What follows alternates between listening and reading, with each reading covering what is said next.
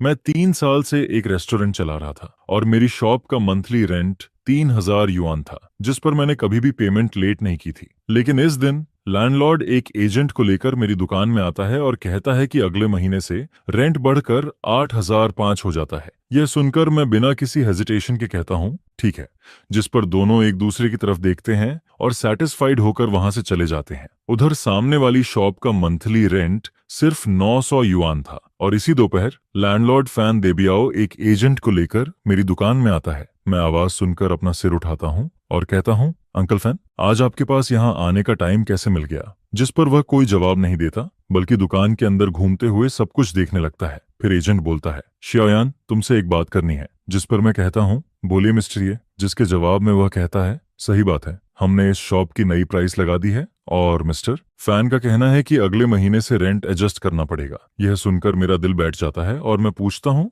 कितना एडजस्ट होगा? जिस पर फैन डेबियाओ बहुत ही काम आवाज में कहता है, 8,500। उसकी ये बात सुनते ही अचानक से वहां का माहौल पूरी तरह शांत हो जाता है। फिर मिस्टर ये कहता है, ये तो ऑलरेडी फ्रेंडशिप प्राइस है। इस सड़क पर लोगों का फ्लो देखो, 8,500 कोई ज्यादा नहीं है। अगर तुम एग्री नहीं करते तो हमें ये शॉप किसी और को रेंट पर देनी पड़ेगी और फिर इसका प्राइस इससे भी ज्यादा हो जाएगा। 3,000 से सीधा 8,500 मंथली रेंट हो जाता है। जबकि मेरा छोटा रेस्टोरेंट सुबह से रात तक चलता है और प्योर प्रॉफिट मुश्किल से महीने का 10,000 युआन होता है। जिस पर फैन डेबियाओ मेरी तरफ बिना किसी रिएक्शन के देखता रहता है। उसके होंठों पर हल्की सी स्माइल और गहरी हो जाती है, जैसे उसे सब कुछ पहले से पता हो। उसे ऐसा फील होता है कि मैं ये जगह छोड़ नहीं सकता और उसे पूरा भरोसा था कि मैं मान जाऊंगा। जिस पर मैं एक गहरी सांस लेता हूँ और कहता हूँ, ठीक है, मैं रेंट बढ़ा दूंगा। मेरी बात सुनकर फैन देबियाओ बहुत खुश हो जाता है। फिर शियाओयान भी स्माइल करने लगता है और कहता है, मुझे पता था तुम एक स्मार्ट बच्चा हो। फिर वह कहता है, तो कल कॉन्ट्रैक्ट साइन कर लेते हैं। जिस पर मिस्टर ये भी कहता है, तुम्हारी बिजनेस सेंस बहुत अच्छी है, तुम्हारा काम आगे और भी अच्छा चलेगा। फिर वह कहता है, अच्छा, अब हम तुम्हें पैसा कमाने से डिस्टर्ब नहीं करते, मेहनत से काम करो, मुझे तुम पर पूरा भरोसा है। इसके बाद दोनों सेटिस्फाइड होकर वहां से चले जाते हैं और मैं वहीं खड़ा होकर उनकी सीढ़ियों से नीचे जाती हुई फुटस्टेप्स सुनता रहता हूँ, जिस पर मैं खुद को हंसने से रोक नहीं पाता। फिर जब उनकी आवाज पूरी तरह गायब हो जाती है, तब मैं अपना फोन निकालता हूँ और एक कॉल करता हूँ। हेलो, शाओगू बोल रहे हो? मैं मार्विन बोल रहा हूँ। जिस पर दूसरी तरफ से आवाज आती है, ब्रदर ये क्या हुआ? फिर मैं कहता हूँ, तुमसे एक बात पूछनी है। मेरी दुकान के सामने वाली जो शॉप पिछले 6 महीने से खाली पड़ी है, क्या वो अभी भी अवेलेबल है? जिसके जवाब में श्याओगू कहता है, हाँ, वो तो रोज लटकी रहती है। उसका लैंडलॉर्ड तो लगभग परेशान हो चुका है। क्यों ब्रदर, तुम्हारे दिमाग में कोई आइडिया आया है क्या? फिर मैं पूछता हूँ, उसका मंथली रेंट कितना है? जिस पर वह कहता है, पहले तो 1,500 था, लेकिन अब लैंडलॉर्ड कह रहा है कि अगर कोई 900 भी दे दे तो वह तुरंत शॉप दे देगा, क्योंकि वह विदेश जा रहा है और उसे जल्दी में यह दुकान ट्रांसफर करनी है। यह सुनकर मैं तुरंत कहता हूँ, 900 तो 900, और अगर वह नया रेंट होने पर लॉन्ग टर्म कॉन्ट्रैक्ट साइन कर सकता है तो उसे बोलो कि मैं यह जगह 1,000 में 5 साल के लिए रेंट पर लेता हूँ। अभी के अभी साइन करवाओ। मेरी बात सुनकर श्याओ गुजा हैरान हो जाता है और कहता है, ब्रदर ये अभी आप उधर वाली शॉप नहीं रखोगे क्या? जिस पर मैं कहता हूँ, नहीं, अब नहीं। तुम कॉन्ट्रैक्ट लेकर लैंडलॉर्ड को शॉप के बाहर बुलाओ, मैं अभी पहुंचता हूँ। इसके बाद मैं फोन रखता हूँ और तुरंत दूसरा नंबर डायल करता हूँ। हेलो, क्या ये शनफा मूविंग कंपनी है? मुझे अभी के अभी शिफ्टिंग करनी है, एक्स्ट्रा पैसे चाहिए तो मैं दूंगा। एड्रेस है हुईमेन रोड नंबर 13। हो सकता है पूरी रात सामान शिफ्ट करना पड़े, लेकिन पैसे की कोई प्रॉब्लम नहीं है। जिस पर सामने वाला तुरंत तैयार हो जाता है। फिर फोन रखने के कुछ ही देर बाद एजेंट श्याओ गोसिशिल और सामने वाली शॉप का लैंडलॉर्ड वहां पहुंच जाते हैं। मैं भी उसी समय वहां पहुंचता हूँ। सामने वाली शॉप का लैंडलॉर्ड करीब 50 साल का आदमी था। वह मुझे देखकर पूछता है, तुम ये जगह रेंट पर लेना चाहते हो? जिस पर मैं कहता हूँ, हाँ, मैं ही रेंट पर लेना चाहता हूँ। फिर श्याओ गुज भी उसके पास खड़ा होकर कहता है, ब्रदर लियू यही है ब्रदर, ये जिनके बारे में मैंने आपको बताया था। ये सामने रेस्टोरेंट चलाते हैं, इनका बिजनेस बहुत अच्छा चलता है, बिल्कुल भरोसेमंद इंसान है। इसके बाद ब्रदर लियू शॉप का दरवाजा खोलता है। अंदर पूरा खाली पड़ा होता है। यह मेरी शॉप से थोड़ा बड़ा था और इसका लेआउट भी ज्यादा स्क्वायर था। साथ ही यहाँ पानी और बिजली भी पहले से लगी हुई थी। जिस पर ब्रदर लियू थोड़ा शर्माते हुए कहता है, ये जगह काफी समय से खाली पड़ी है। फिर मैं कहता हूँ, ठीक है, 900 एक महीने और कॉन्ट्रैक्ट 5 साल का, सही है? जिस पर वह कहता है, हाँ बिल्कुल। फिर मैं आगे कहता हूँ, अगर आप सच में 1 महीने का डिपॉजिट और 3 महीने का रेंट एडवांस चाहते हैं तो मैं 1 महीने की जगह 12 महीने एडवांस दे देता हूँ। मेरी ये बात सुनकर ब्रदर लियू और श्याओगु दी शेतुथम दोनों शॉक्ड रह जाते हैं। फिर मैं कहता हूँ, मैं हर महीने रेंट देने की टेंशन नहीं लेना चाहता। कॉन्ट्रैक्ट लाए हो ना?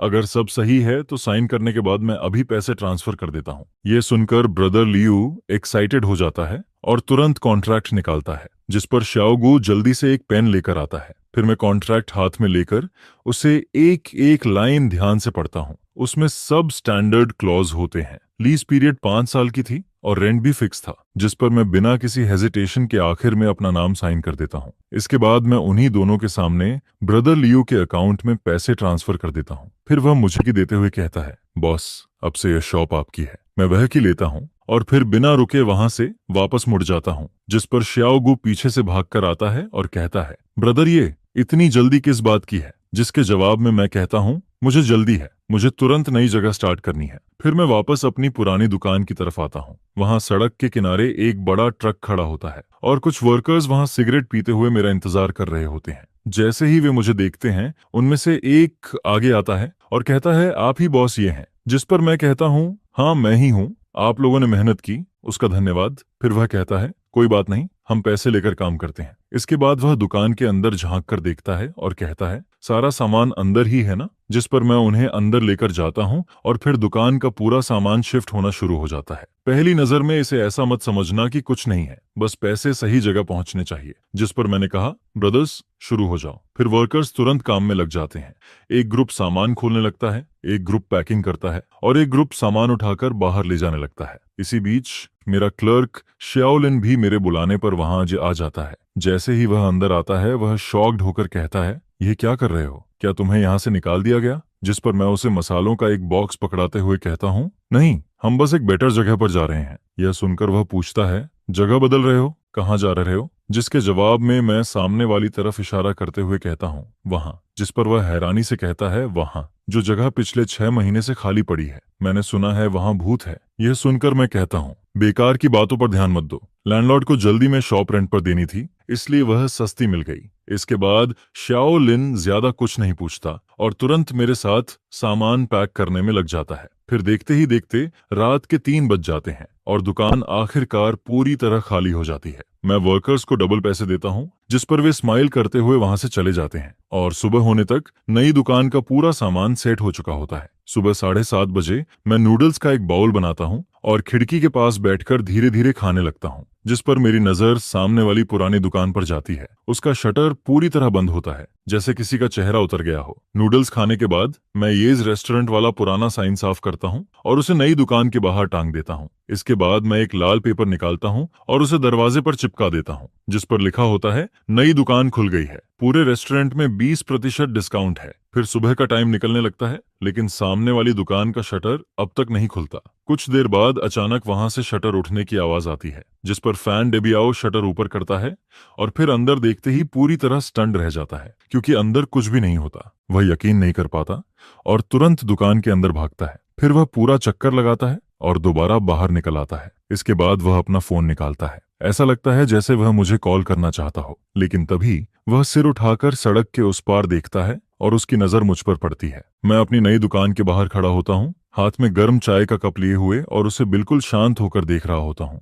जिस पर उसकी नजर धीरे धीरे मेरे सिर के ऊपर लगे पुराने साइन पर जाती है और फिर दरवाजे पर लगे उस लाल पेपर पर टिक जाती है। यह देखकर उसका चेहरा वहीं का वहीं जम जाता है। इसी बीच मेरी नई दुकान का पहला कस्टमर आ जाता है। वह पास वाली कॉलोनी में रहने वाली आंटली होती है। वह हर सुबह मेरे यहाँ नूडल्स खाने आती है। आंटली मेरी नई दुकान को देखकर हैरान हो जाती है और कहती है, श्योये, तुम यहाँ शिफ्ट हो गए? जिस पर मैं स्माइल करते हुए कहता हूँ, हाँ आंटली, यहाँ जगह ज्यादा बड़ी है और आज 20% डिस्काउंट भी है, लेकिन आपके लिए वही पुराना रेट रहेगा। ये सुनकर आंटली कहती है, डिस्काउंट की क्या जरूरत है? तुम जहां भी जाओगे मैं वहीं आऊंगी। ये सब जरूर तुम्हारे उस ब्लैक हार्ट लैंडलॉर्ड की वजह से हुआ है। जिस पर मैं हल्का सा हंसते हुए कहता हूँ, पता नहीं, शायद वह अभी लाइफ के बारे में सोच रहा होगा। हमारी यह बात फैन डेबियाओ साफ सुन लेता है, जिस पर वह तुरंत सिर घुमाता है और मुझे ऐसे घूरने लगता है जैसे अभी मुझ पर अटैक कर देगा, लेकिन मैं उसे इग्नोर कर देता हूँ और वापस दुकान के अंदर चला जाता हूँ।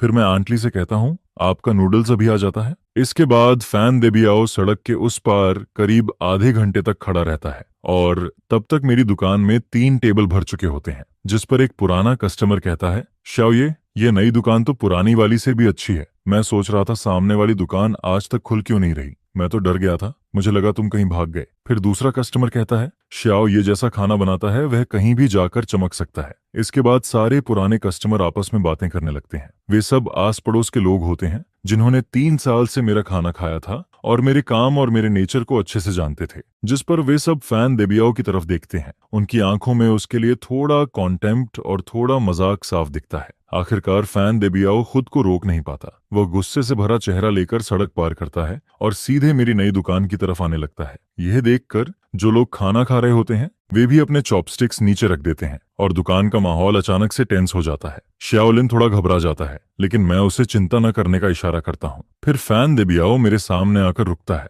जिस पर मैं कहता हूँ, अंकल फैन, क्या बात है? उसका चेहरा गुस्से से पूरा लाल हो चुका होता है। फिर वह दांत पीसते हुए कहता है, तुमने मेरे साथ बहुत गंदी चाल चली है, तुमने मुझे बेवकूफ बनाया है। जिस पर मैं बिल्कुल शांत होकर कहता हूँ, मैंने तुम्हें कैसे बेवकूफ बनाया? ये तो तुमने ही कहा था, अगर मैं एग्री नहीं करता तो यहाँ से चला जाऊं। अब मैं चला गया तो तुम्हें क्या प्रॉब्लम है? यह सुनकर वह गुस्से में कहता है, तुमने ठीक नहीं किया, हमने बात पक्की कर ली थी। जिसके जवाब में मैं कहता हूँ, तुम लोगों ने मुझे पहले बेवकूफ बनाने की कोशिश की। पहली बात, हमने कोई नया कॉन्ट्रैक्ट साइन नहीं किया था, और दूसरी बात, तुम एक एजेंट को लेकर आए थे ताकि मुझ पर प्रेशर डाल सको। अब तुम मुझसे लॉजिक की बात कर रहे हो, क्या तुम्हें यह खुद अजीब नहीं लग रहा? मेरी यह बात सुनकर दुकान में बैठे कस्टमर भी बोलना शुरू कर देते हैं। एक आदमी कहता है, ओल्ड वांग, तुम्हारा ये काम बिल्कुल सही नहीं है। शियाओ तुम्हें हर महीने 3,000 देता था और तुमने एक बार में 8,000 मांग लिए, यह तो सीधा लूटना हुआ। फिर दूसरा आदमी कहता है, सही बात है, तुम्हारा चेहरा तो पहले ही अच्छा नहीं था, लेकिन अब तुम और भी बुरे लग रहे हो। तुम्हें बस ये देखकर जलन हो रही है कि एक जवान लड़का तुमसे ज्यादा अच्छा काम कर रहा है। और फिर वह आगे कहता है, अच्छा हुआ शियाओ के पास दूसरी जगह जाने का ऑप्शन था,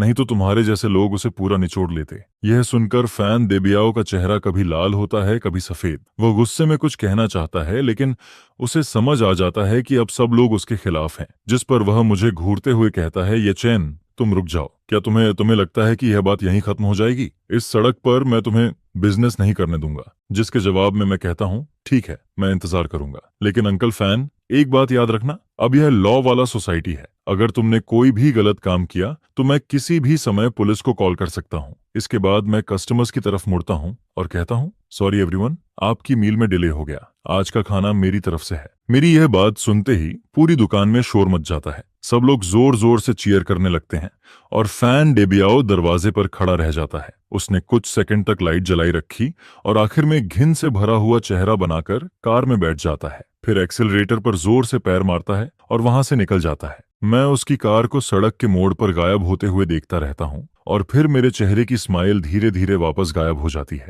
मुझे पहले से पता था कि फैन देबियाओ इतनी आसानी से ये बात नहीं छोड़ेगा, वह जरूर कोई गंदी चाल चलेगा। जिस पर मैं वापस पीछे वाले कमरे में जाता हूँ। वहां बर्तन में ब्रत धीरे धीरे उबल रहा होता है और उसे देखते हुए मेरी आंखें धीरे धीरे ठंडी होने लगती हैं। फिर मैं मन ही मन कहता हूँ, जो भी करना है कर लो, अगर खेल खेलना है तो मैं भी आखिर तक खेलूंगा। नई दुकान का बिजनेस बहुत तेज चलने लगता है और इसी वजह से मेरी छोटी सी दुकान अचानक से इंटरनेट पर फेमस चेक इन पॉइंट बन जाती है, जिस पर कई दिनों तक दुकान पूरी तरह भरी रहती है। शाओलिन इतना बिजी हो जाता है कि उसे सांस लेने का भी टाइम नहीं मिलता। फिर मजबूरी में मैं एक आंट को काम पर रखता हूँ जो कस्टमर्स को खाना सर्व करती है। तब जाकर हम किसी तरह काम संभाल पाते हैं। उधर उस दिन बुरी तरह बेइज्जत होकर जाने के बाद फैन देबियाओ दोबारा कभी मेरी दुकान के सामने दिखाई नहीं देता, लेकिन मैंने सुना था कि उसने अपनी पुरानी शॉप फिर से एजेंट को दे दी है और इस बार वह उसका रेंट 10,000 युआन मांग रहा है, जिस पर एजेंट भी हैरान हो जाता है। लेकिन फैन देबियाओ को पूरा यकीन होता है कि अगर मेरा बिजनेस इतना अच्छा चल सकता है तो यह जगह भी इतनी ही कीमती है।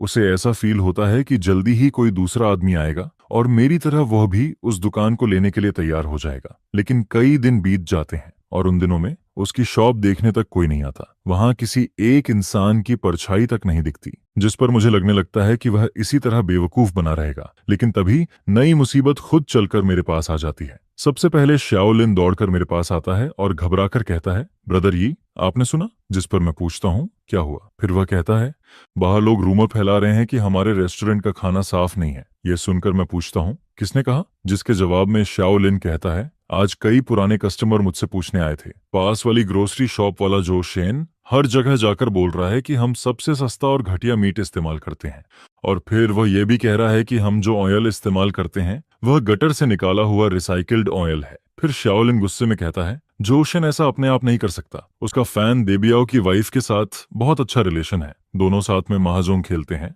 और कुछ लोग तो ये भी बोल रहे हैं कि आपको फैन देबियाओ ने नहीं निकाला, बल्कि आप कई महीनों का रेंट नहीं दे पाए, इसलिए उसने आपको भगा दिया। और लोग ये भी कह रहे हैं कि आपका कैरेक्टर अच्छा नहीं है। ये सुनकर शाओलिन और ज्यादा गुस्से में आ जाता है और कहता है, इतनी बेकार बातें कौन मानेगा, ये तो बहुत ज्यादा हो गया। लेकिन मैं सब सुनकर समझ जाता हूँ। फैन डेबियाओ खुद सामने आने की हिम्मत नहीं कर रहा, इसलिए उसने अपनी वाइफ को आगे कर दिया है। और इस तरह की गंदी चाल सिर्फ वही लोग सोच सकते हैं। जिस पर उसी दोपहर फैन डेबियाओ की वाइफ शी युफेन खुद मैदान में उतर आती है। वह सड़क के किनारे छोटी छोटी दुकानों के सामने खड़ी होकर अपनी कुछ जान पहचान वाली औरतों को साथ लेकर हर जगह मेरे बारे में बुरा बोलने लगती है। फिर वह जोर जोर से कहती है, अरे मैं तुम्हें बताती हूँ, उस रेस्टोरेंट वाले पर बिल्कुल भरोसा मत करना। उसके इंग्रेडिएंट्स सब सड़े हुए होते हैं। वह सब्जी मंडी से फेंकी हुई सब्जियां उठाकर लाता है, और उसकी दुकान भी मेरी थी। हमने उस पर दया करके उसे जगह दी थी, लेकिन उसने पूरी दुकान गंदी और खराब कर दी। फिर वह रेंट भी नहीं देता था और आखिर में चुपचाप भाग गया। उसकी यह बात सुनकर कुछ ऐसे लोग जो सच नहीं जानते थे वे रुक जाते हैं और क्यूरियोसिटी में मेरी दुकान की तरफ देखने लगते हैं। उसी समय मेरी दुकान में भी कुछ कस्टमर खाना खा रहे होते हैं, और ये सब सुनकर उनके चेहरे भी थोड़े खराब हो जाते हैं, जिस पर शाओलिन का गुस्से से चेहरा सफेद पड़ जाता है। फिर वह एक झाड़ू उठाता है और बाहर भागने लगता है। वह गुस्से में कहता है, ब्रदर, मैं अभी जाकर उससे लड़ता हूँ। लेकिन मैं उसे पकड़कर वापस खींच लेता हूँ और कहता हूँ, अगर तुम उससे लड़ोगे तो तुम सीधे उसके ट्रैप में फंस जाओगे। वह तो यही चाहता है कि हम उससे सड़क पर झगड़ा करें और बात को बड़ा बना दें, ताकि हमारी रेपुटेशन खराब हो जाए। जिस पर शाओलिन पूछता है, तो फिर क्या करें? क्या हम उसे ऐसे ही बोलने दें? मैं शांत होकर कहता हूँ, वह अभी जितना ज्यादा बोलेगी बाद में उतनी ही बुरी तरह गिरेगी। इसके बाद मैं अपना मोबाइल निकालता हूँ और शे युफेन की तरफ कैमरा करके वीडियो रिकॉर्ड करना शुरू कर देता हूँ। मैं पूरे 5 मिनट तक उसकी वीडियो रिकॉर्ड करता हूँ। उस वीडियो में शे युफेन जोर जोर से मेरे खिलाफ झूठी बातें बना रही होती है, और उसके साथ खड़े कुछ दूसरे शॉप वाले भी उसकी बातों में और मसाला डाल रहे होते हैं। फिर मैं फोन वापस रखता हूँ और दुकान में बैठे कस्टमर्स की तरफ देखकर कहता हूँ, मुझे यकीन है कि मेरे पुराने कस्टमर जानते हैं कि बाहर जो बातें कही जा रही हैं वह सब झूठ है, और नए लोगों को भरोसा दिलाने के लिए मैं कल एक इवेंट रख रहा हूँ। सासरा हूँ। कल दोपहर ठीक 12 बजे हमारी किचन आधे घंटे के लिए सबके लिए खुली रहेगी। मैं चाहता हूँ कि आप सब अंदर आकर खुद देखें कि हम कौन सा राइस, कौन से नूडल्स, कौन सा ऑयल और कौन सा मीट इस्तेमाल करते हैं। मेरी दुकान में हर चीज साफ है और मैं पूरी ऑनेस्टी के साथ काम करता हूँ। मेरी यह बात सुनकर एक पुराना कस्टमर कहता है, शाओये, हमें तुम पर पूरा भरोसा है, कल मैं जरूर आऊंगा। फिर दूसरा आदमी कहता है, और मैं अपने पड़ोसियों को भी साथ लाऊंगा, ताकि उन लोगों को दिखा सकें कि असली साफ सफाई किसे कहते हैं। जिस पर दुकान का माहौल अचानक से गर्म हो जाता है और सभी लोग मेरा सपोर्ट करने लगते हैं। उधर सड़क के उस पार खड़ी शे युफेन हमें देखकर गुस्से में मुंह बनाती है और फिर अपनी औरतों को लेकर वहां से चली जाती है। मैं उसकी दूर जाती हुई पीठ को देखता हूँ और मेरे होंठों पर हल्की सी ठंडी स्माइल आ जाती है। फिर मैं मन ही मन कहता हूँ, शे युफेन, फैन देबियाओ, तुम्हें लगता है कि यह सब यहीं खत्म हो गया? असली खेल तो अभी बाकी है। और अगले दिन मेरी किचन ओपन इवेंट पूरी सड़क पर सबसे बड़ी खबर बन जाती है। मैं पहले ही कई दर्जन लीफलेट छपवा चुका होता हूँ और उन लीफलेट पर कुछ ज्यादा नहीं लिखा होता। बस एक लाइन लिखी होती है, जो सच से नहीं डरता वही सबसे अच्छा होता है। ये फैमिली रेस्टोरेंट आपको अपनी किचन अपनी आंखों से देखने के लिए बुलाता है। वह फ्लायर मैंने शाओलिन और कुछ पुराने कस्टमर्स को दे दिए और उनसे कहा कि इन्हें पास की कॉलोनी और ऑफिस बिल्डिंग में बांट दो। उस फ्लायर पर एक फोटो भी लगी होती है। वह उसी वीडियो का स्क्रीनशॉट था जो मैंने कल रिकॉर्ड किया था। उसमें शे युफेन का बिगड़ा हुआ चेहरा साफ दिख रहा होता है, लेकिन मैंने उसकी आंखों पर मोज़ेक लगा दिया था और उसके नीचे सिर्फ एक लाइन लिखी होती है, रूमर्स वहीं रुकते हैं जहां लोग सच समझते हैं। यह देखकर लोगों की क्यूरियोसिटी और बढ़ जाती है। अगले दिन दोपहर 11:30 बजे तक मेरी दुकान के बाहर लोगों की भीड़ लग जाती है। पूरा रास्ता लोगों से भर जाता है। हर कोई यही देखना चाहता है कि मैं खुद को कैसे प्रूव करूंगा। जिस पर फैन देबियाओ और शे युफेन भी वहां आ जाते हैं। दोनों भीड़ के बाहर खड़े होते हैं और उनके चेहरे साफ नहीं दिख रहे होते। फिर ठीक 12 बजे मैं समय पर किचन का दरवाजा खोल देता हूँ और कहता हूँ, सभी लोग वेलकम हैं। आप सब मेरी बैक किचन देख सकते हैं। कल रात मैंने पूरी किचन साफ की थी। वह इतनी साफ होती है कि जैसे उसमें चेहरा दिख जाए। फर्श पूरी तरह सूखा और साफ होता है। स्टेनलेस स्टील का स्टोव और काम करने वाली टेबल पर जरा सा भी डस्ट नहीं होता। दीवार पर हमारे एम्प्लॉयज के हेल्थ सर्टिफिकेट लगे होते हैं और कोने में डस्टबिन भी साफ सुथरे तरीके से रखे होते हैं। इसके बाद मैं सबको एक एक चीज दिखाना शुरू करता हूँ। फिर मैं कहता हूँ, ये हमारा राइस है, नॉर्थ ईस्ट वुचंग राइस, और ये हमारा ऑयल है, एक बड़ा ब्रांड नॉन जीएमओ। उसकी खरीदने की रिसीट भी दीवार पर लगी होती है, आप सब खुद देख सकते हैं। फिर मैं कहता हूँ, यह रिसीट कल की है और यह पोर्क है जो आज सुबह ही आया है। आप इसका कलर और इसकी इलास्टिसिटी देख सकते हैं। इसके बाद मैं सब्जियों की तरफ इशारा करता हूँ और कहता हूँ, मैं जो भी वेजिटेबल्स इस्तेमाल करता हूँ उन्हें कम से कम 3 बार साफ पानी से धोया जाता है। यह सुनकर एक आदमी कहता है, यह किचन तो मेरे घर से भी ज्यादा साफ है। शियाओ सच में बहुत ध्यान रखने वाला इंसान है। फिर दूसरा आदमी कहता है, अब मुझे बिल्कुल चिंता नहीं है, अब मैं यहाँ रोज खाना खाऊंगा। लेकिन तभी भीड़ में से एक औरत कहती है, यह सब बोलने से क्या होता है, कौन जाने तुम आज बस दिखावा कर रहे हो। जिस पर दूसरी औरत तुरंत कहती है, सिस्टर जांग, यह बात सही नहीं है। मैं यहाँ 3 साल से खाना खा रही हूँ और मुझे कभी कोई प्रॉब्लम नहीं हुई। फिर मैं सबकी तरफ देखकर कहता हूँ, शायद आप सोच रहे होंगे कि मैंने यह सब क्यों किया, क्योंकि कल सड़क पर एक बहुत उत्साही लेडी ने मेरे बारे में बहुत कुछ कहा था। जिस पर मैं अपना फोन निकालता हूँ और कल वाली वीडियो चला देता हूँ। फिर वीडियो में शे युफेन की तेज और खराब आवाज साफ सुनाई देने लगती है। वह बोल रही होती है कि मैं सड़ी हुई सब्जियां इस्तेमाल करता हूँ और मार्केट से फेंकी हुई चीजें उठाकर लाता हूँ। यह सुनते ही वहां अचानक पूरी तरह शांति छा जाती है और फिर सबकी नजर धीरे धीरे भीड़ के बाहर खड़े फैन देबियाओ और शियुफेन पर चली जाती है। जिस पर मैं वीडियो बंद करता हूँ और शांत आवाज में कहता हूँ,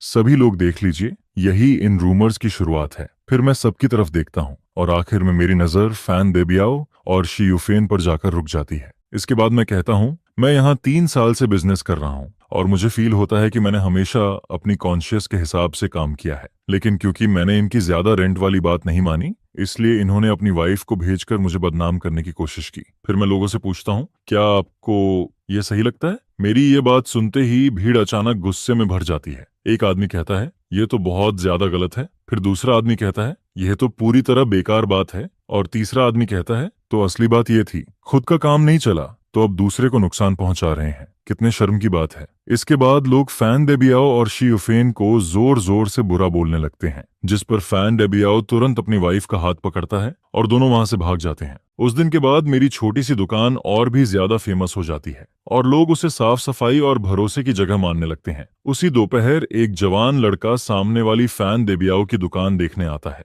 वह वहां मिल्क टी शॉप खोलना चाहता था, लेकिन जब उसे पूरी बात पता चलती है तो वह सिर हिलाता है और कहता है कि ऐसे लैंडलॉर्ड के साथ काम करना बहुत डरावना है। फिर वह बिना कुछ बोले वहां से चला जाता है। जिस पर मैं सामने वाली उस दुकान का बंद शटर देखता हूँ, जो अब भी पहले की तरह बंद पड़ा होता है। उसे देखकर मेरे मन में एक अजीब सी शांति आती है। फिर मैं मन ही मन कहता हूँ, फैन देबियाओ, तुम्हारा नुकसान अभी बस शुरू हुआ है। किचन ओपन डे के अगले दिन मेरी दुकान के बाहर बहुत लंबी लाइन लग जाती है, जिस पर शाओलिन बाहर खड़ा होकर लाइन संभाल रहा होता है। इसी बीच एक आदमी अंदर आता है। वह मास्टरमा होता है, जिसकी ओल्ड शॉप मेरी पुरानी दुकान के बगल में थी। वह एक बार्बर शॉप चलाता था और वह भी फैन देबियाओ का टेनेंट था। वह मुझे देखते ही कहता है, मैं तुम्हारा शुक्रिया करने आया हूँ। जिस पर मैं हैरानी से पूछता हूँ, मेरा शुक्रिया क्यों? फिर वह कहता है, तुमने हमारी तरफ से भी ये बदला लिया है। वह फैन देबियाओ सच में बहुत खराब इंसान है। वह मेरा रेंट भी 2000 से बढ़ाकर 4500 करना चाहता था और मैं एक छोटी सी बार्बर शॉप से इतना पैसा कहाँ से लाता?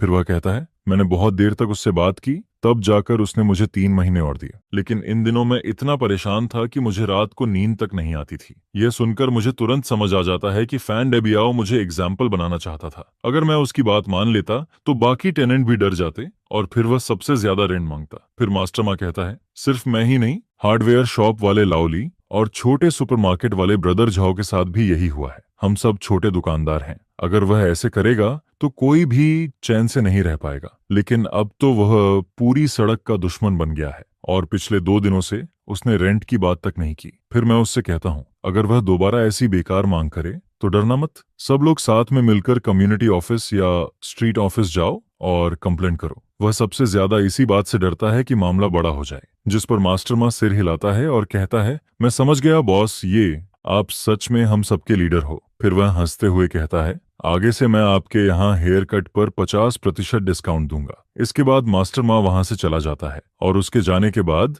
मेरे मन में भी अलग ही फीलिंग आने लगती है। शुरुआत में मैंने सिर्फ खुद को बचाने के लिए जवाब दिया था, लेकिन अब मुझे लगने लगता है कि यह बात सिर्फ मेरे बारे में नहीं रही। अब मैं अकेला नहीं था। फिर दोपहर में टाइम मिलते ही मैं सामने अपनी पुरानी दुकान की तरफ चला जाता हूँ। सामने वाली शॉप का शटर पूरी तरह बंद होता है। उसके दरवाजे पर लाल पेंट से कुछ लिखा हुआ होता है। उस पर बड़े बड़े अक्षरों में लिखा होता है, ब्लैक हार्ट वाला इंसान, और नीचे कुछ टेढ़े मेढ़े वर्ड्स भी लिखे होते हैं, जिस पर साफ पता चलता है कि जिसने यह लिखा था वह बहुत गुस्से में था। और उसके बगल में एक गंदी सी ड्राइंग भी बनी होती है। मैं बस ये सोचता हूँ कि जब फैन देबियाओ ने यह सब देखा होगा तब उसका चेहरा कैसा हुआ होगा। इसके बाद अगले कुछ दिनों में उसकी शॉप पूरी सड़क पर मजाक बन जाती है। फिर मैंने सुना कि उसने रेंट वापस घटाकर 3000 युआन कर दिया, लेकिन इसके बाद भी उसकी दुकान देखने कोई नहीं आता, जिस पर वह आदमी जो इतने सालों से सिर्फ हाउसेस कलेक्ट करके पैसा कमाता था, अब अपनी ही शॉप खाली देखकर परेशान होने लगता है। और जब उसकी शॉप रेंट पर नहीं जाती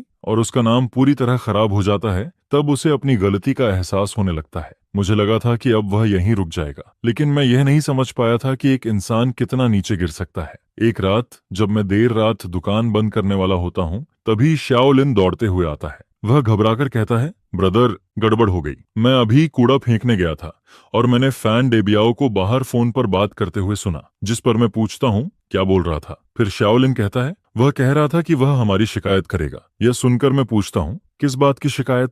जिसके जवाब में वह कहता है, वह बोल रहा था कि हमारी हाइजीन ठीक नहीं है और फूड सेफ्टी में प्रॉब्लम है, और फिर वह यह भी कह रहा था कि ऊपर उसके जानने वाले लोग हैं और वह हमें सबक सिखाएगा। यह सुनकर मैं दुकान के बाहर आता हूँ और थोड़ी दूर एक कोने में फैन डेबियाओ को फोन पर गुस्से से बात करते हुए देखता हूँ। उसका चेहरा बहुत खराब होता है और वह लगातार किसी को डांट रहा होता है। फिर अगली सुबह सच में मुसीबत मेरे दरवाजे पर आ जाती है। सबसे पहले 3 लोग यूनिफॉर्म पहनकर मेरी दुकान में आते हैं। वे मार्केट सुपरविजन ब्यूरो के लोग होते हैं। फिर उनमें से एक कहता है, हम लोगों को शिकायत मिली है कि यहाँ फूड सेफ्टी में बड़ी प्रॉब्लम है, इसलिए हमें अचानक इंस्पेक्शन करनी है। ये सुनकर दुकान में बैठे कस्टमर भी खाना रोककर उनकी तरफ देखने लगते हैं, जिस पर मैं बिल्कुल शांत होकर कहता हूँ, जरूर, आप चेक कीजिए, हम पूरा कोऑपरेशन करेंगे। फिर शाओलिन हमारे सभी वर्कर के हेल्थ सर्टिफिकेट निकालकर उन्हें दे देता है और मैं उन्हें किचन और स्टोर रूम की तरफ लेकर जाता हूँ। इसके बाद वे लोग बहुत ध्यान से चेक करना शुरू करते हैं। वे इतने ध्यान से सब कुछ देखते हैं जैसे छोटी से छोटी कमी ढूंढना चाहते हों। एक आदमी टॉर्च लेकर स्टोव और कोनों की दरार तक चेक करता है। दूसरा आदमी रेफ्रिजरेटर खोलकर टेम्परेचर मेजर करता है और फ्रीजिंग और कूलिंग दोनों देखता है। तीसरा आदमी मेरी खरीदारी की लिस्ट और हर इंग्रेडिएंट की एक्सपायरी डेट ध्यान से देखने लगता है। लेकिन क्योंकि किचन ओपन डे के बाद से मैं अपनी किचन को और भी ज्यादा साफ रख रहा था, इसलिए वहां कोई कमी मिलती ही नहीं। जिस पर काफी देर बाद उनमें से एक आदमी कहता है, आपकी हाइजीन पूरी तरह नियमों के हिसाब से है, हम इसकी रिपोर्ट बना देंगे। और फिर वह कहता है, आगे भी इसे ऐसे ही मेंटेन रखना। जिसके जवाब में मैं कहता हूँ, धन्यवाद, हम जरूर ध्यान रखेंगे। उनके जाने के कुछ ही देर बाद फिर कुछ और लोग दुकान के अंदर आते हैं। इस बार वे फायर डिपार्टमेंट के लोग होते हैं। फिर उनमें से एक आदमी कहता है, हमें शिकायत मिली है कि यहाँ फायर सेफ्टी की सुविधा पूरी नहीं है और इमरजेंसी एग्जिट ब्लॉक है। यह सुनकर मुझे तुरंत समझ आ जाता है कि कोई जानबूझकर यह सब कर रहा है। जिस पर मैं फिर से आगे बढ़कर कहता हूँ, मैं ऑनर हूँ, आप लोग जो चेक करना चाहते हैं कर सकते हैं। इसके बाद फायर डिपार्टमेंट वाले भी तुरंत अपना काम शुरू कर देते हैं। वे फायर एक्सटिंग्विशर की प्रोडक्शन डेट और प्रेशर तक चेक करते हैं। फिर वे देखते हैं कि इमरजेंसी एग्जिट के सामने कुछ रखा तो नहीं है और यहाँ तक कि स्मोक अलार्म भी चेक करते हैं। काफी देर बाद उनमें से एक आदमी कहता है, फायर सेफ्टी कोई मजाक नहीं होती, लेकिन आपने यहाँ बहुत अच्छा काम किया है, ये सच में तारीफ के लायक है। मैं अभी उन्हें थैंक यू भी नहीं कह पाता, तभी दुकान के बाहर फिर से हलचल होती है। फिर कोई बाहर से आवाज देता है, क्या यहाँ ये फैमिली रेस्टोरेंट है? इस बार इंडस्ट्री एंड कॉमर्स ब्यूरो के लोग आते हैं, जिस पर मैं एक गहरी सांस लेता हूँ और उनके पास जाकर कहता हूँ, हेलो, मैं ऑनर हूँ, इस बार क्या प्रॉब्लम है? फिर मैं अपना नया बिजनेस लाइसेंस उन्हें दे देता हूँ। उस पर लीगल रिप्रेजेंटेटिव के तौर पर मेरा ही नाम लिखा होता है। इसके बाद वे लोग मेरी दुकान के बाहर लगे उस रेड पेपर की तरफ इशारा करते हैं जिस पर लिखा होता है, नई दुकान खुली है, 20% डिस्काउंट। फिर वे मुझसे पूछते हैं, क्या आपने इसके लिए रिपोर्ट किया था? जिसके जवाब में मैं कहता हूँ, यह सिर्फ शॉर्ट टर्म प्रमोशन है और यह पूरी तरह कानून के अंदर है। इसके बाद वे लोग पूरी दुकान में घूमकर सब कुछ देखते हैं, लेकिन आखिर में उन्हें भी कोई प्रॉब्लम नहीं मिलती। जिस पर टीम का लीडर जाते जाते मेरी तरफ देखता है और कहता है, बिजनेस करना आसान नहीं होता, लेकिन जब तक आपके पेपर सही हैं और आप कानून के हिसाब से काम करते हैं, तब तक कोई भी आपका कुछ नहीं बिगाड़ सकता। जिसके जवाब में मैं कहता हूँ, धन्यवाद। फिर तीसरी टीम के जाने के बाद दुकान में बैठे कस्टमर जोर जोर से बातें करने लगते हैं। एक आदमी कहता है, श्याओ ये, अब देखना उस हरामी के पास और कौन सी चाल बची है। फिर दूसरा आदमी कहता है, जिसे डर नहीं होता वही सच में मजबूत होता है, हम सब तुम्हारे साथ हैं। उनकी यह बात सुनकर मेरी आंखें थोड़ी भर जाती हैं। फिर मैं खुद को संभालता हूँ और कहता हूँ, धन्यवाद, सच में धन्यवाद। इसके बाद जब यह पूरा मामला खत्म होता है तो मेरा बिजनेस कम होने की जगह और भी बढ़ जाता है, क्योंकि एक ही सुबह में मेरी दुकान पर 3 अलग अलग डिपार्टमेंट इंस्पेक्शन के लिए आए थे और हर जगह मैं पूरी तरह सही निकला। ये बात फिर पूरी सड़क पर खबर बन जाती है और अब मेरी छोटी सी दुकान सिर्फ साफ और भरोसे वाली जगह नहीं रहती, बल्कि लोग उसे एक एग्जाम्पल की तरह देखने लगते हैं। फिर लोग मजाक में कहने लगते हैं कि श्याओ ये कि दुकान में खाना खाने से पहले 3 बार चेकिंग होती है, यहाँ खाना अपने घर से भी ज्यादा सेफ है। यह सुनकर उसी दोपहर मैं कुछ पोस्टर छपवाने का फैसला करता हूँ। फिर मैं कुछ बड़े बड़े पोस्टर बनवाता हूँ और उन पर सबसे बड़े अक्षरों में लिखवाता हूँ, market supervisor, administration for industry and commerce की फायर ब्रिगेड और administration for industry and commerce के लीडर्स का मैं गर्मजोशी से वेलकम करता हूँ।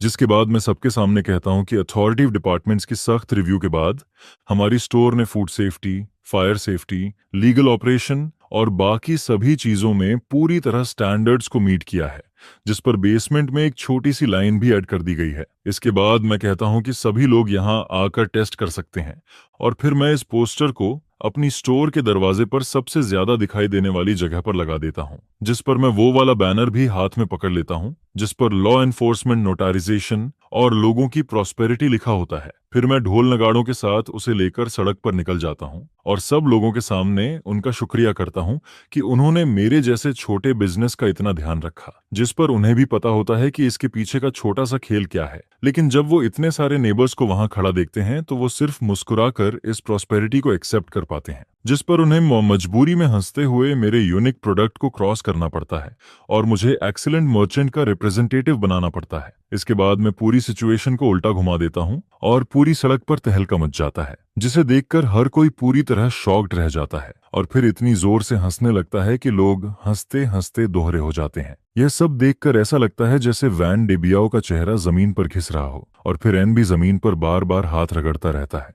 उसने पैसे खर्च करके कुछ लोगों को मेरी फैक्ट्री में भेजा था, लेकिन जिसकी वजह से मुझे फ्री में ऑथोरिटेटिव सर्टिफिकेशन मिल जाता है, जिस पर वही चीज मेरे लिए प्रमोशन का सबसे बड़ा हथियार बन जाती है। इसके ज्यादा समय बाद नहीं, मुझे पता चलता है कि इंडस्ट्रियल एंड कमर्शियल ऑफिसर्स ने वैन डेबियाओ को बहुत सख्त वार्निंग दी है। उन्होंने साफ कह दिया कि अगर उसने दोबारा अपनी रिपोर्ट करने की पावर का गलत यूज किया, मैलिशियस तरीके से लोगों को परेशान किया और पब्लिक रिसोर्सेज वेस्ट किए, तो उसके खिलाफ कानून के हिसाब से एक्शन लिया जाएगा। जिसके बाद फैन डेबियाओ पूरी सड़क पर मजाक बन जाता है। उसका नाम और उसका ब्लैक हार्टेड और बेशर्म होना दोनों एक साथ जुड़ जाते हैं, जिस पर शिए यूफेन पहले तो यह सब बर्दाश्त नहीं कर पाती और फिर अपना पूरा गुस्सा फैन डेबियाओ पर निकालने लगती है। मैं कई बार उनके घर के सामने से गुजरता हूँ और हर बार ऊपर से सुपरवाइजर की चीखने की आवाज और चीजें फेंकने की आवाज सुनाई देती है, जिस पर शिए यूफेन चिल्लाकर कहती है, फैन डेबियाओ, आखिर में तुम मुझे बर्बाद करके छोड़ोगे। मैं एक दिन के लिए भी बाहर नहीं निकल पा रही हूँ, तुमने मेरी पूरी इज्जत खत्म कर दी है।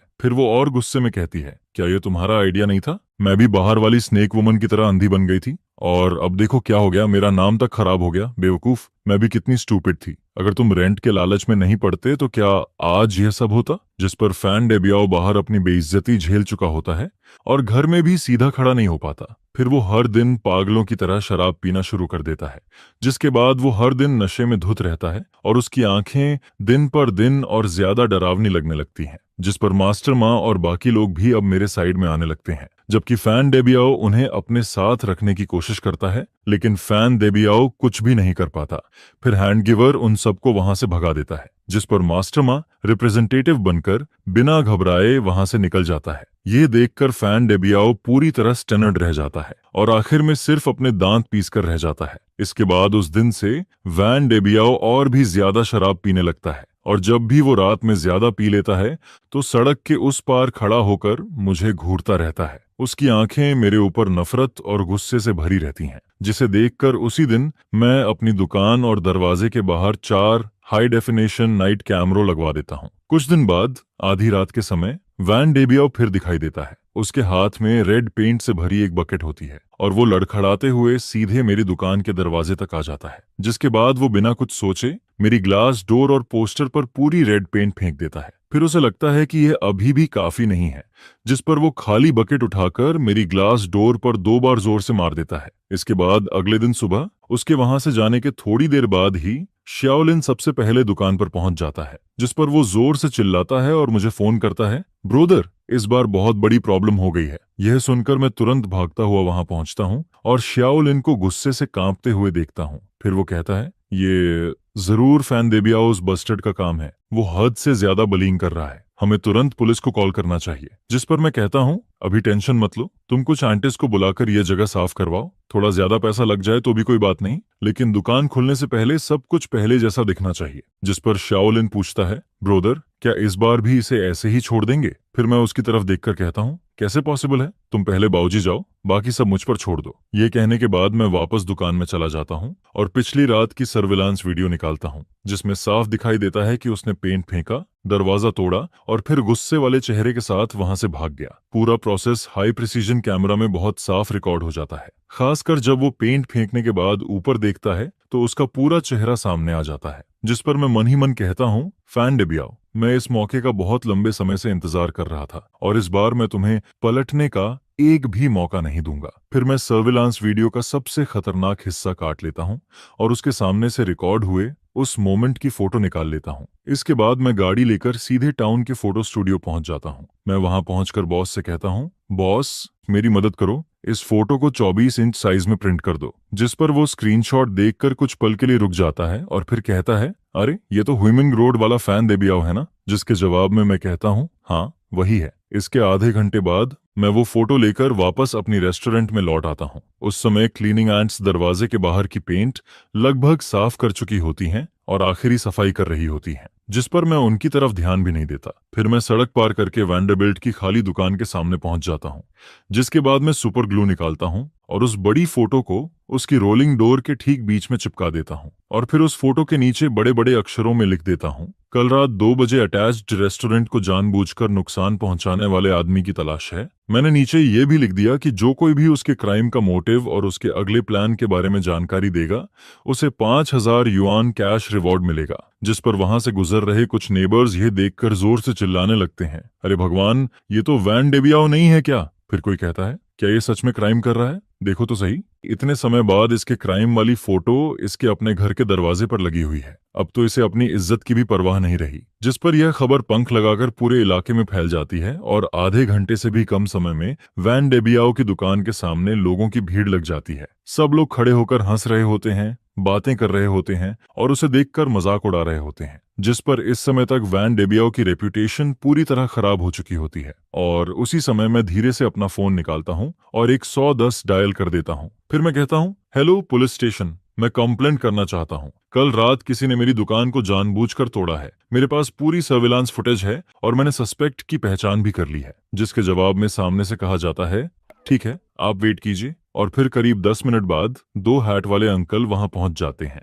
जिस पर मैं पूरी वीडियो वाला यूएसबी ड्राइव उनमें से एक अंकल को दे देता हूं और कहता हूं, यही प्रूफ है। फिर मैं उन्हें बस बताता हूं, सस्पेक्ट सामने वाली बिल्डिंग में रहता है, 3री मंजिल पर, रूम 302 में। ये सुनकर दोनों अंकल सैकड़ों नेबर्स की नजरों के सामने सीधे उस बिल्डिंग में चले जाते हैं जहां वैन डेबियाओ रहता है। और ज्यादा देर नहीं लगती, फिर थोड़ी देर बाद वो वैन डेबियाओ को पकड़कर बाहर ले आते हैं। जिस पर वैन डेबियाओ अपनी वही बदसूरत शक्ल को, जो 1000 गुना बड़ी करके उसकी दुकान के दरवाजे पर चिपकाई गई होती है और जिसे देखकर हर कोई उसका मजाक उड़ा रहा होता है, देखते ही पूरी तरह टूट जाता है। उसकी आखिरी हिम्मत भी खत्म हो जाती है और उसके पैर तक कांपने लगते हैं। जबकि मैं अपनी दुकान के सामने खड़ा होकर यह सब ठंडे चेहरे से देखता रहता हूँ। लगभग 1 महीने से चल रही यह लड़ाई आखिरकार यहीं खत्म हो जाती है। इसके बाद जब वैन डेबियाओ को वहां से ले जाया जाता है तो पूरा माहौल अचानक शांत हो जाता है। पुलिस की गाड़ी की फ्लैशिंग लाइट्स सड़क के मोड़ पर गायब हो जाती हैं और वहां खड़े लोग भी धीरे धीरे वापस जाने लगते हैं। लेकिन हवा में अभी भी उसी गुस्से और डिस्कशन का माहौल बना रहता है, जिस पर अगले कुछ दिनों तक वैन डेबियाओ पूरे इलाके में लोगों के बीच सबसे बड़ा टॉपिक बना रहता है। जबकि मैं शांति से श्याओलिन से कहता हूँ, गेस्ट्स आने वाले हैं, दुकान खोलने की तैयारी करो। जिस पर श्याओलिन पूछता है, ब्रोदर, क्या हम आज भी दुकान खोलेंगे? जिसके जवाब में मैं कहता हूँ, क्यों नहीं खोलेंगे? आसमान भी टूट पड़े तब भी हमें खाना तो खाना ही है। हमारा काम है कि सब लोग यहाँ आकर अच्छे से खाना खाएं। यह सुनकर श्याओलिन जोर से सिर हिलाता है और तुरंत काम में लग जाता है। फिर आधे घंटे बाद हमारी रेस्टोरेंट हमेशा की तरह समय पर खुल जाती है, जैसे वह पूरा तमाशा कभी हुआ ही नहीं था। लेकिन सब लोग अंदर ही अंदर समझ रहे होते हैं कि अब सब कुछ पहले जैसा नहीं रहा। उसी दिन दोपहर में मुझे पुलिस स्टेशन से कॉल आता है और मुझे वहां जाकर स्टेटमेंट देने के लिए कहा जाता है, जिस पर मैं दुकान श्याओलिन को सौंप देता हूं और अकेला पुलिस स्टेशन चला जाता हूं। वहां जाकर मैं शुरुआत से सब कुछ बता देता हूं, लॉन्ग टर्म रेंट से लेकर झूठी रूमर्स तक,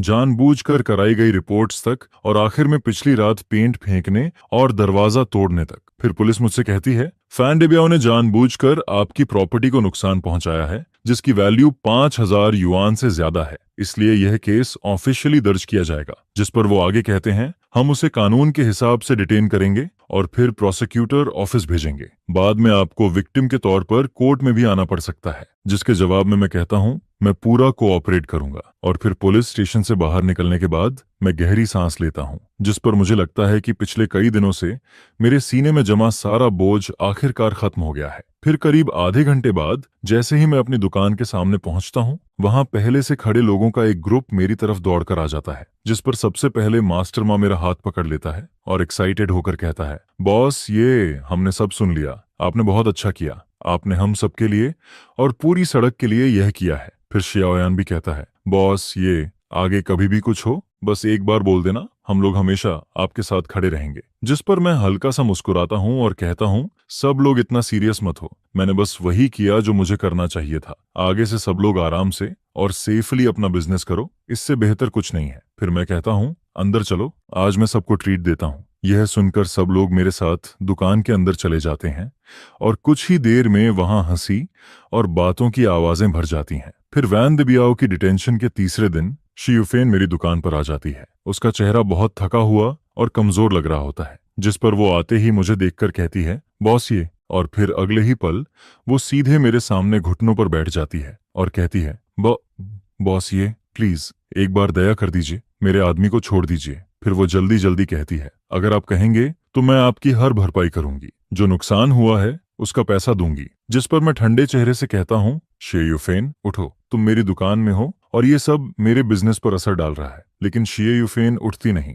और कहती है, बॉस, ये। वो कुछ समय के लिए कंफ्यूज्ड हो गया था, उसने बहुत ज्यादा शराब पी ली थी, तभी उसने वह घटिया काम किया, अब उसे बहुत पछतावा हो रहा है। फिर वो रोते हुए कहती है, बस आप जाकर अंकल से कह दो कि आप उसे माफ करने को तैयार हो। अगर आप समझौते वाली लेटर साइन कर दोगे तो वो बाहर आ जाएगा, हम आपको पैसा देंगे, आपका पूरा नुकसान भरेंगे, डबल देंगे नहीं ट्रिपल देंगे। जिस पर मैं हल्का सा हंस देता हूँ और फिर कहता हूँ, शियुफेन, तुम्हें सच में लगता है कि मैं यह सब सिर्फ पैसों के लिए कर रहा हूँ? यह सुनकर वो चुप हो जाती है, उसका मुंह खुला रह जाता है लेकिन उसके पास कोई जवाब नहीं होता। फिर मैं उसकी तरफ देखकर कहता हूँ, जब तुम लोग मुझे मजबूर कर रहे थे कि मैं रेंट को 3,500 से बढ़ाकर 8,500 कर दूं, तब तुम्हें सिर्फ पैसों की पड़ी थी। जब तुम बाहर जाकर ये रूमर्स फैला रही थी कि मैं गटर ऑयल और सड़ी हुई सब्जियों का यूज करता हूं, तब तुमने ये नहीं सोचा कि तुम मेरी रेपुटेशन खराब कर रही हो। और जब उसने मैलिशियस रिपोर्ट करके मेरी दुकान बंद करवाने की कोशिश की और मुझे बैंकरप्ट करने की कोशिश की,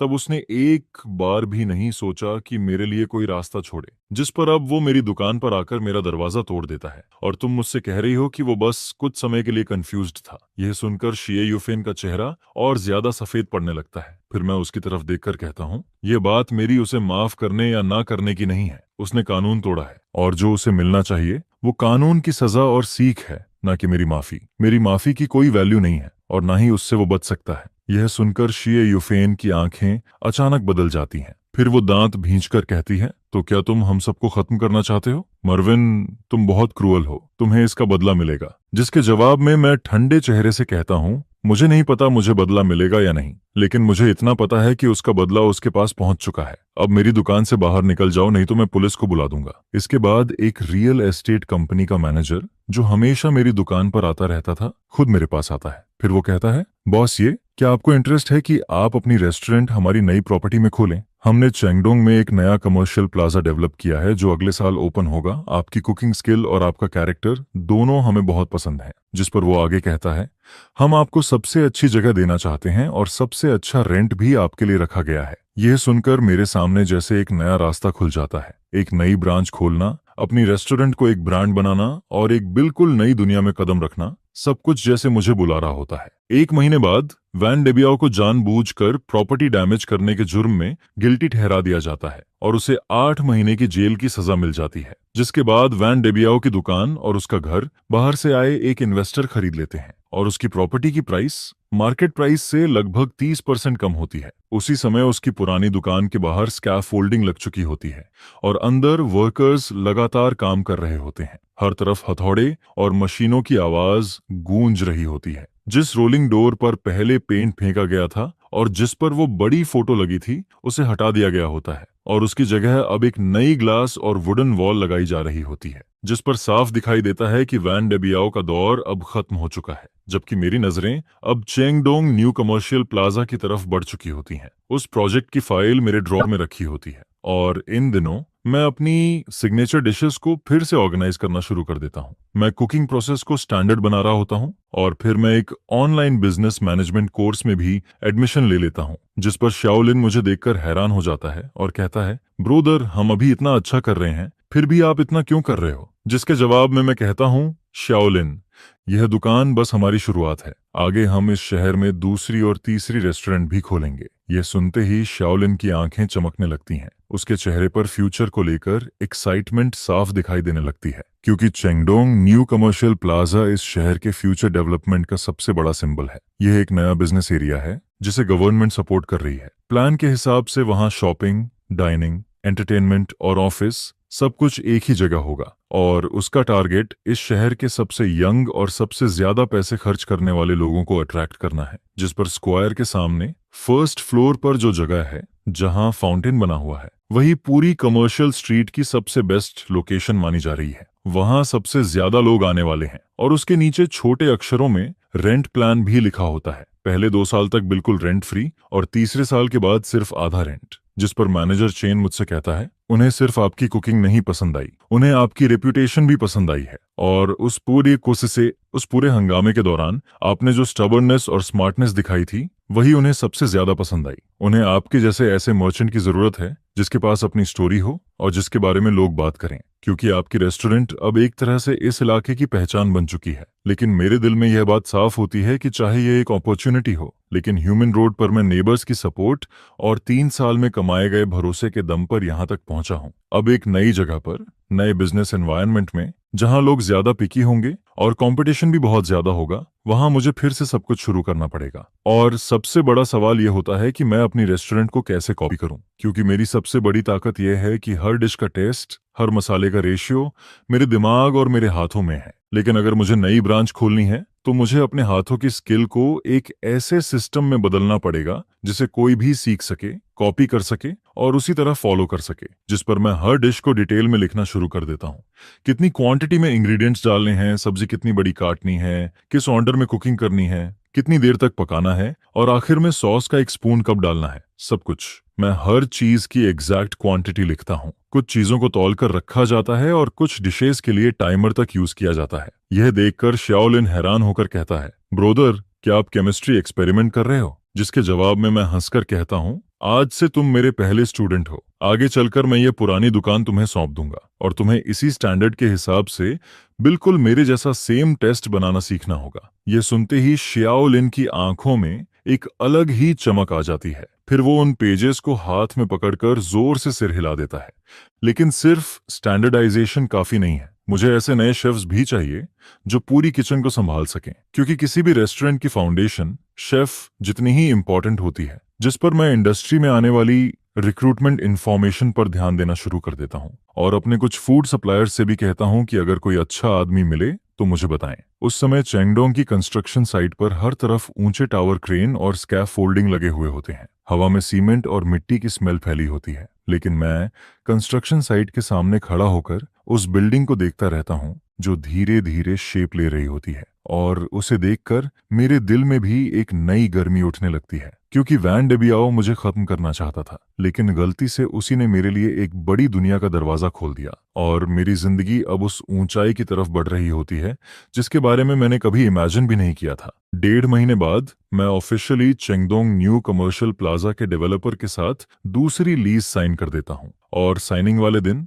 मैनेजर चेन खुद वहां मौजूद होता है और साथ में कुछ लोकल मीडिया वालों को भी बुलाता है, जिस पर मैनेजर चेन सबके सामने कहता है, बॉस, ये ह्यूमन रोड का नाम है, ये एक लोकल बिजनेस है और इनकी स्टोरी हमारे समय के छोटे लोगों की स्पिरिट को दिखाती है। जिसके बाद जब ये न्यूज बाहर जाती है तो मैं एक बार फिर पूरे इलाके में लोगों के बीच चर्चा का टॉपिक बन जाता हूँ। हर तरफ यही बात होने लगती है कि मेरा चेंगडोंग में ब्रांच खुलने वाला है, जिस पर कई नेबर्स कहते हैं, श्याओ ये तो सच में बहुत आगे निकल गया, अब तो वह चेंगडोंग में भी ब्रांच खोलने जा रहा है। फिर कोई और कहता है, सोना जहां भी जाता है चमकता जरूर है, लेकिन आगे अगर हमें तुम्हारा बनाया हुआ खाना खाना हुआ तो क्या हमें इतनी दूर जाना पड़ेगा? यह सुनकर मैं मुस्कुराता हूँ और एक एक करके सबको समझाता हूँ, अंकल आंटी आप लोग चिंता मत करो, यह पुरानी दुकान कभी बंद नहीं होगी, ये हमेशा हुइमिन रोड का हमारा बेस कैंप रहेगी और इसे मैं शाओलिन को सौंप दूंगा, बिल्कुल पहले जैसा। जिस पर शाओलिन का नाम आते ही मुझे याद आता है कि पिछले कुछ समय में उसने बहुत तेजी से प्रोग्रेस की है।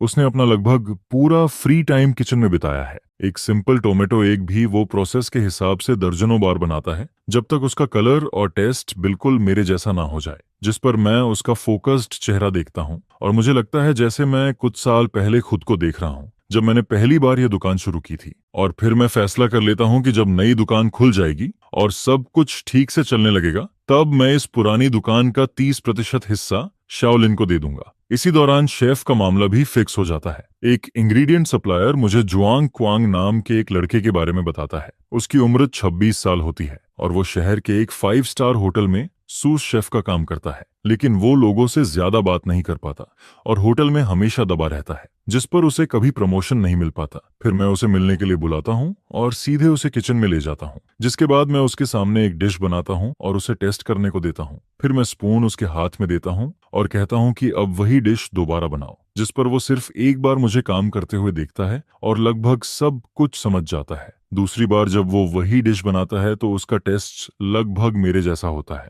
और तीसरी बार वो डिश की प्रेजेंटेशन में थोड़ा इम्प्रूवमेंट भी कर देता है, जिससे खाना और ज्यादा अच्छा दिखने लगता है। यह देखकर मैं तुरंत उससे कहता हूँ, अगले महीने से तुम यहाँ काम करोगे, तुम्हारी बेसिक सैलरी अभी की सैलरी से 20% ज्यादा होगी और जब नई दुकान ओपन हो जाएगी तब तुम्हें 5% प्रॉफिट भी मिलेगा, लेकिन सिर्फ एक कंडीशन है, तुम्हें हर चीज बिल्कुल मेरे स्टैंडर्ड के हिसाब से करनी होगी। ये सुनकर जुआंग क्वांग मेरी तरफ देखता है और फिर बहुत एक्साइटेड होकर कहता है, थैंक यू बॉस, ये आप चिंता मत करो, मैं आपको कभी डिसअपॉइंट नहीं करूंगा। जिस पर धीरे धीरे सब कुछ सही डायरेक्शन में जाने लगता है। टीम के मेन लोग अब तैयार हो चुके होते हैं, स्टैंडर्ड प्रोसेस भी तय हो चुका होता है और नई दुकान की डिजाइन ड्राइंग भी डेवलपर की तरफ से भेज दी जाती है। सभी काम प्रोफेशनल डिजाइनर कर रहे होते हैं और मैं लगातार फ्यूचर के लिए बिजी रहता हूँ। जब मैं इतना बिजी हो जाता हूँ कि मुझे दिन और रात का फर्क तक महसूस नहीं होता, उसी समय हुइमिन रोड की पुरानी बातें भी धीरे धीरे पीछे छूटने लगती हैं। जिस पर सामने वाले नए मालिक ने वैन डेबियाओ की पुरानी दुकानों को मिलाकर एक एक्सप्रेस होटल बना दिया होता है।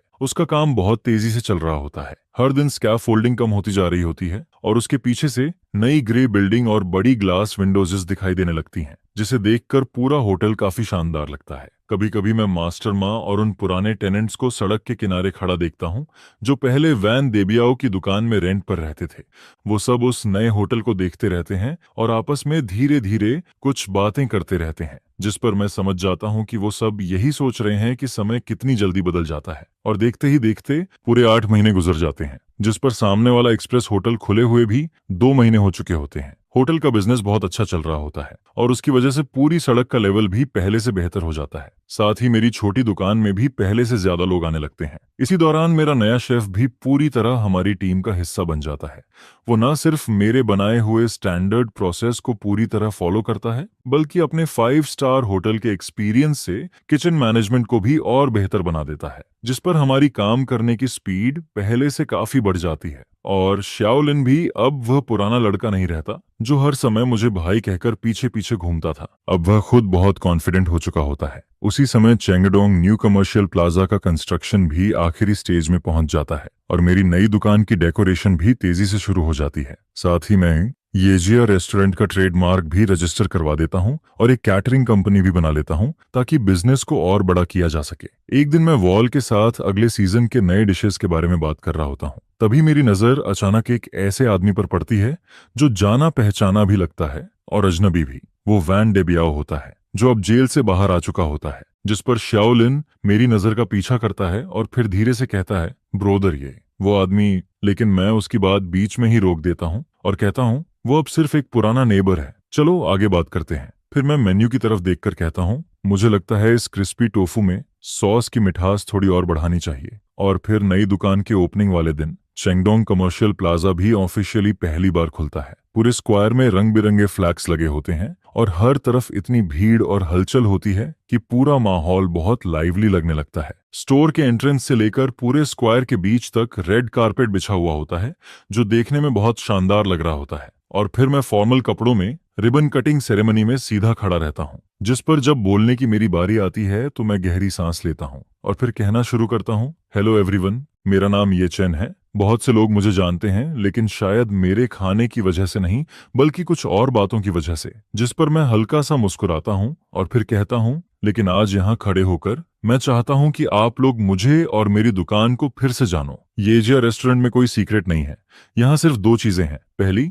कॉन्शियंस और दूसरी टेस्ट बमारिगोस। हुइमिन रोड की उस छोटी सी दुकान से जहां सिर्फ 60 टेबल थे लेकर आज चेंगडोंग की इस नई दुकान तक, ये दोनों चीजें कभी नहीं बदलेंगी। Thank you. सुबह 10:18 पर रिबन कटिंग खत्म हो जाती है और नई दुकान का दरवाजा ऑफिशियली खुल जाता है, जिसके बाद कस्टमर्स एक के बाद एक अंदर आने लगते हैं। किचन के अंदर एक जैसे यूनिफॉर्म पहने हुए 8 शेफ्स अपने अपने काम में लगे रहते हैं। कोई काट रहा होता है, कोई इंग्रेडिएंट्स तैयार कर रहा होता है, कोई कुकिंग कर रहा होता है और कोई डिश सर्व कर रहा होता है, जिस पर पूरा किचन एक मशीन की तरह परफेक्टली काम कर रहा होता है। और जो स्टैंडर्ड प्रोसेस मैंने पहले बनाया था वही अब उनके हाथों का सबसे बड़ा हथियार बन चुका होता है, जिस पर कोई भी गलती नहीं होती। फिर आवाज आती है, A3 टेबल के लिए signature braced pork, B5 table के लिए क्रिस्पी टोफू और हैंड ऑन कैबेज। जिसके बाद किचन के अंदर सब कुछ बहुत शांति और तेजी से होता है और कुछ ही देर में गर्मा गर्म डिशेस कस्टमर्स की टेबल पर पहुंचने लगती हैं। फिर यूनिफॉर्म पहने वेटर मुझे एक टेबल से दूसरी टेबल तक लेकर जाते हैं और मैं पूरे हॉल में घूमते हुए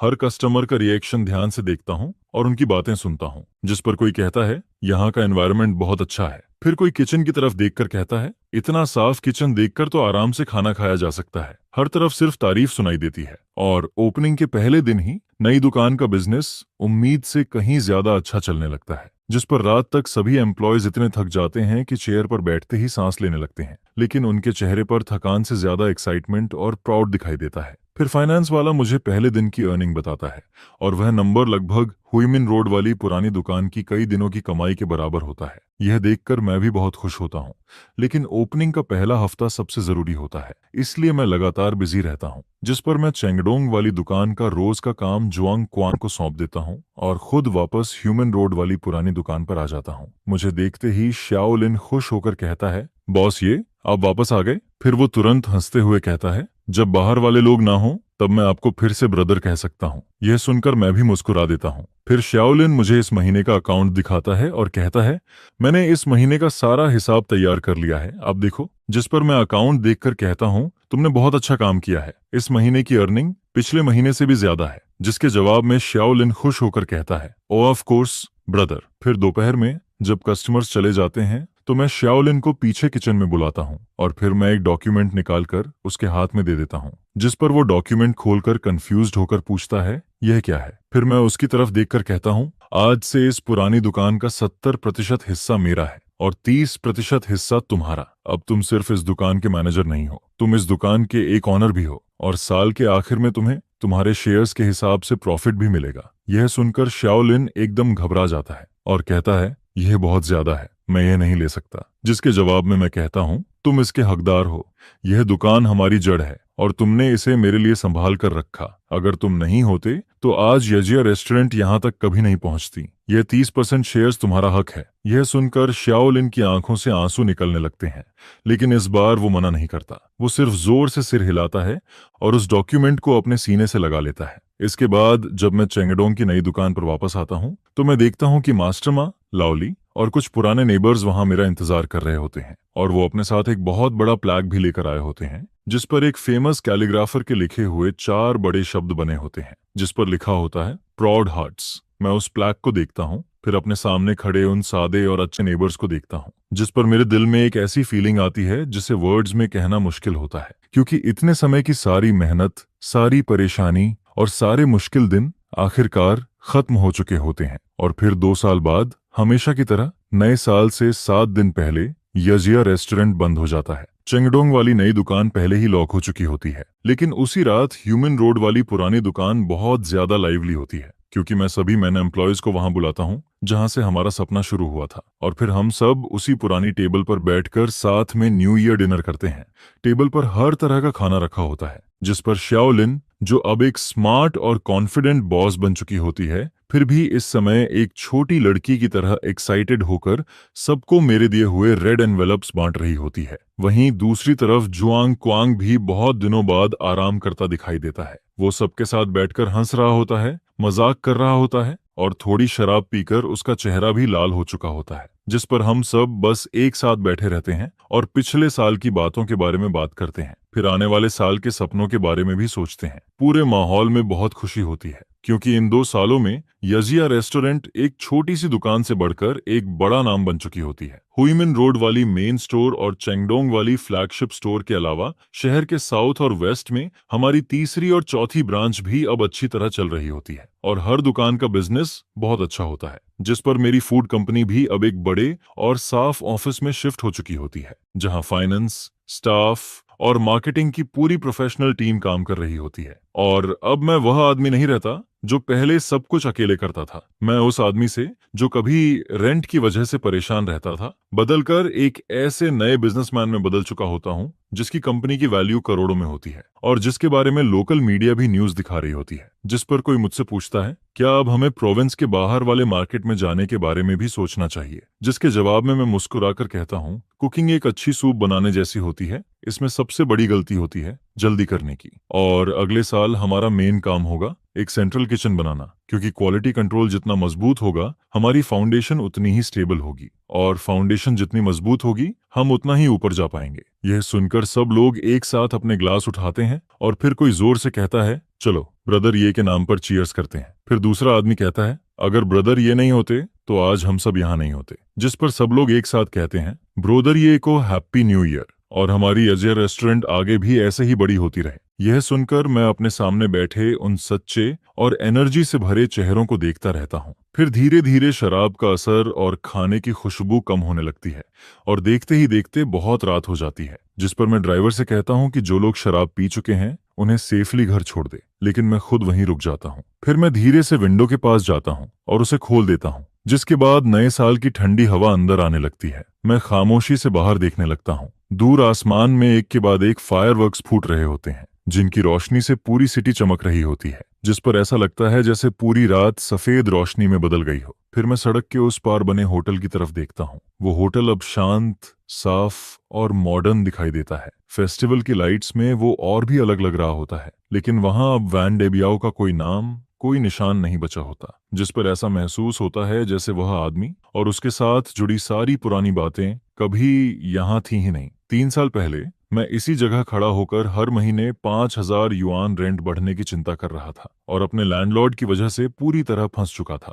लेकिन 3 साल बाद मैं इसी जगह पर खड़ा होता हूँ और मेरे पास 4 रेस्टोरेंट्स और एक बड़ी केटरिंग कंपनी होती है, जिस पर मुझे समझ आता है कि मुझे यहाँ तक नफरत या गुस्से ने नहीं पहुंचाया, बल्कि मुझे यहाँ तक लाया मेरे टेस्ट पर भरोसे ने, मेरी कॉन्शियंस ने, और उस लाइफ के लिए प्यार ने, जो सबसे मुश्किल समय में भी कभी खत्म नहीं हुआ। फिर मैं बाहर चमकते हुए फायरवर्क्स को देखता हूँ, जिस पर मेरे चेहरे पर धीरे धीरे एक मुस्कान आ जाती है और मेरा दिल पूरी तरह शांति और खुशी से भर जाता है।